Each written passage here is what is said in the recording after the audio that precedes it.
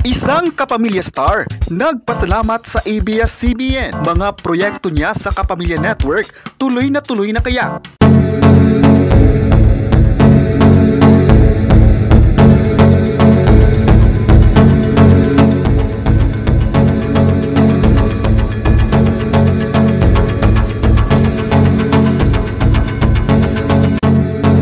Mula nang lumipat sa ABS-CBN, tuloy na ang mga proyektong ginawa niya sa bakuran ng Kapamilya Network. Maalalang napabilang siya sa pinakasikat na teleserye ngayon, ang Dirty Linen. Ang Dirty Linen ay ang first teleserye niya sa ABS-CBN at maganda naman ang naging komento ng netizens para sa kanya. Ngunit nakakagawa na siya noon ng mga drama anthology sa Kapamilya Network.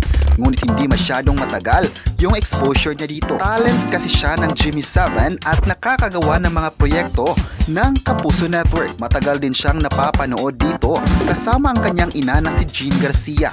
At sa paglipat niya sa ABS-CBN, mas nakilala siya sa karakter ni Lala na nagpapakita ng tapang bilang isang babae.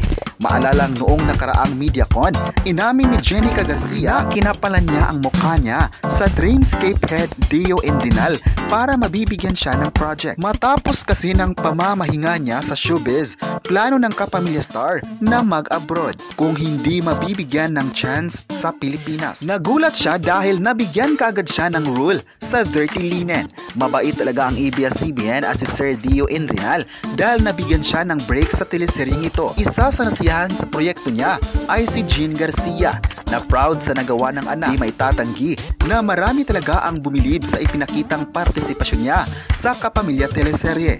Ayon pa ng netizens, hindi talaga siya napapabayaan sa ABS-CBN.